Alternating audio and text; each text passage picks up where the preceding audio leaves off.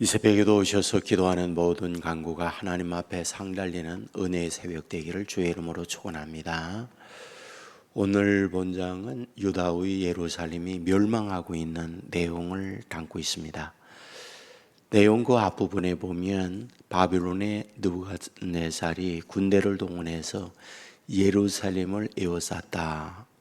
그리고 전쟁이 시작되어지고 1년 8개월 만에 예루살렘 성은 함락이 되어졌다.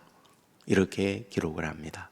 그리고 시드기야 왕, 유다의 왕이었는데 그는 샘문을 통하여 도망을 쳤고 도망간 이 왕과 그의 가족, 고관들을 군대들이 추격을 해서 그들을 붙잡았다. 그리고 느부갓네살 왕에게 끌고 왔을 때에 느부갓네살은 시드기야를 심문하고 이후에 이 왕이 보는 앞에서 왕의 두 아들의 목을 쳤다. 그리고 죽였다. 그리고는 이 왕은 두 눈을 뽑고 쇠사슬에 묶어서 끌고 갔다라고 말씀을 하고 있습니다. 그런데 이에 대하여 반대적인 사람이 있었는데 구스 사람 에벳 멜렉이라는 사람이 있었습니다. 그런데 그는 죽지 아니하고 구원을 받고 있다. 물론 예레미야 선지자 자신도 선대함을 입었다라고 기록을 하고 있습니다. 자, 그렇다고 한다면 이 말씀을 보면서 어떤 생각이 드십니까? 동일한 바빌론의 진격을 받습니다. 그런데 어떤 사람들은 죽임을 당하고 어떤 사람은 구원을 받고 있다. 이것을 말씀을 하고 있습니다. 아주 중요한 부분이 있죠. 시드기야는 누구인가요? 그는 유다인입니다. 동시에 그는 왕입니다. 좋은 가문의 후손으로 태어난, 그리하여 혈통적으로 왕이 된 인물입니다. 하지만 그와 같은 좋은 유다인이었고 혈통적 왕의 후손이었지만은, 그리고 자신은 왕이었지만은 무참하게 죽음을 맞고 있는 것, 이것이 본장에서 우리에게 보여주고 있는 말씀이죠. 그러나 동시에 에벤멜릭이 있는데 그 사람이 누구냐? 구스 사람이었다라고 말합니다. 구스가 어디인가요? 지금의 에티오피아를 구스라고 말을 합니다. 혈통적으로 보면 그는 이방인이었습니다. 곧 유대인과 비교해 보면 그는 이방인이었고 특별하게 사랑을 입을 만한 것이 없었습니다.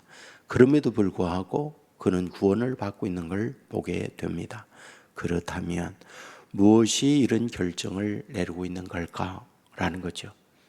우리가 39장의 말씀을 읽었는데 38장의 말씀을 보면 어떤 내용이 나와 있느냐? 이 넷이었는데 에벳멜렉이 믿음이 있었다, 이렇게 기록을 해요. 그러니까 하나님께서 보시는 것은 거칠에 보여주고 있는 어떤 겉모습, 혈통적으로 유대인이냐, 그들이 어떤 세상적 높은 자리에 올라와 있느냐, 이런 등등의 사람들이 보고 있는 외모에 의한 판단이 아니라 그 안에 있는 중심이 무엇이냐에 따라서 하나님께서는 판단을 내리고 있구나라고 하는 것을 보여주고 있는 말씀이다, 이런 말이죠. 여러분, 신약에 오면 당시에 예수님께서 사역을 할 때에 사회적 지위와 사람들에게 인정받고 높임을 받고 있던 사람들, 그들이 누구였을까요? 당시에 바리새인, 서기관, 이런 사람들이 높임을 받고 있던 사람들이었죠. 존경받는 사람들이었습니다. 하지만 세리라든지 과부라든지 창녀라든지 이런 이들이 누구입니까? 버려진 자들이요, 사람들에게 인정받지 못한 겉모습으로 나타나 있는 것들의 판단으로 볼 때에 무시를, 멸시를 당해야 마땅했던 그들이었습니다. 그런데 주님께서 보고 있는 것은 무엇입니까? 주님은 말씀하죠. 심령이 가난한 자는 복이 있다, 이렇게 말씀을 하고 있는 것을 봅니다. 그러니까 중심을 보는 거죠. 마음을 보고 있는 거죠. 오늘 이 자리에 저와 여러분이 나와서 하루를 하나님 앞에 기도하면서 시작을 합니다. 여러분, 이 자리에 하나님 앞에 드려질 것 무엇일까요? 하나님이 보시는 것은 중심을 보신다, 이렇게 말씀을 하고 있잖아요.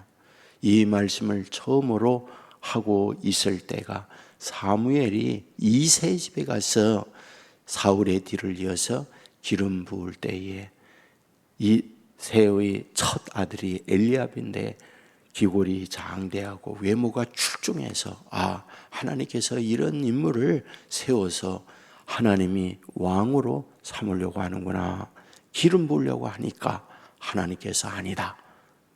그리하여 둘째, 셋째를 다 보고 마지막 여덟째, 성경은 말째 이렇게 기록을 하고 있는데 그 막둥이라고 하는 의미를 갖고 있지만은 히브리어의 단어의 뜻은 가장 못난이, 이런 의미를 함께 갖고 있어요. 그러니까 여덟 아들 가운데에 외모로 판단을 해보면 그리 다른 형들에 비하여 내놓을 것 없는 막내, 그가 다윗이었다, 이 말을 하는 거죠. 그때 하나님께서 하신 말씀이에요. 사람들은 외모를 보지만은 나는 중심을 본다. 그리고 다윗에게 기름 붓도록 하고 있는 것을 보게 됩니다. 이 새벽에 나온 저와 여러분, 하나님 앞에 우리가 드려질 것이 있다면 우리의 마음 중심입니다. 그 마음이 하나님과 합한 자가 되어졌을 때 하나님께서는 놀라운 은혜, 능력을 그들 위에 덧입혀 주시고 구원의 축복을 주신다. 여러분, 이 사실을 믿으시기를 주의 이름으로 축원합니다. 이 새벽에도 우리의 중심을 하나님 앞에 드려서 하나님과 연결되어지고 아버지의 인도받고 주의 사랑을 입는 저와 여러분, 그리하여 주께서 그 중심 위에 내려주시는 은혜와 축복이 날마다 저와 여러분 가정 위에 넘쳐날 수 있기를 주님의 이름으로 축원합니다. 기도하겠습니다. 은혜로우신 아버지 하나님이여, 우리를 일깨워 주시고 주의 전으로 우리를 인도해 주시니 감사함을 드립니다. 오늘 하루를 아버지 앞에 기도하고 찬양하고 말씀을 들으며 출발을 합니다. 오늘 하루도 주님과 동행하고 주의 인도받는 주의 자녀들 되게 하여 주옵소서. 예레미야 39장의 말씀을 보았습니다. 느부갓네살이 예루살렘을 포위하고 1년 8개월 만에 유다가 멸망되어지고 있는 것을 보게 됩니다. 이 멸망의 왕 시드기야와 그의 가족은 망하고 있지만은 동시에 내시였던 에벳멜릭이 구원을 받고 있는 것을 보았습니다. 에벳멜릭은 이방 사람, 구스 사람이었습니다. 시드기야는 유다 사람, 선택된 사람이었고 왕의 후손이었고 왕이었습니다. 하지만은 그는 멸망을 길을 갔고 시드기야 그의 가족은 패망을 하고 있는 것을 보게 됩니다. 아버지 하나님께서 보시는 것은 중심을 보시고 있는 걸 보게 됩니다. 주여, 원하없는 것은 우리의 마음에 믿음을 갖게 해주시고 중심을 보시는 하나님 앞에 내 믿음이 크구나, 내 믿음대로 될지어다, 이 복을 얻는 우리 모두 되게 하여 주옵소서. 비록 외모적으로 거칠애적으로 내놓을 것 없는 초라한 우리라 할지라도 우리 주님께서 과부와 가난한 이들과 아버지 하나님이여 세리 이들을 특별히 사랑하여 그들에게 찾아가셨고 은혜를 주셨고 아버지의 사랑을 베풀어 주었던 것을 보게 됩니다. 주여, 원없는 것은 우리에게도 이런 마음을 주셔서 아버지의 사랑과 은혜를 입는 자녀들 되게 하여 주옵소서.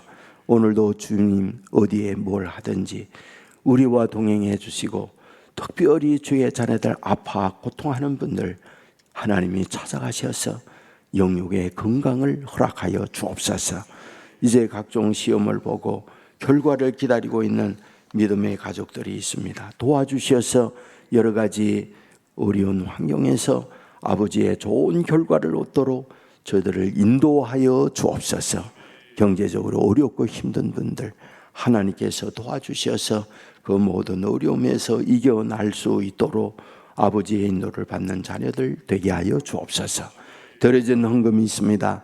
기도의 제목대로 가정에 한량없는 은혜를 베풀어 주옵소서. 예수님 걸어가신 이름으로 기도드리옵나이다. 아멘.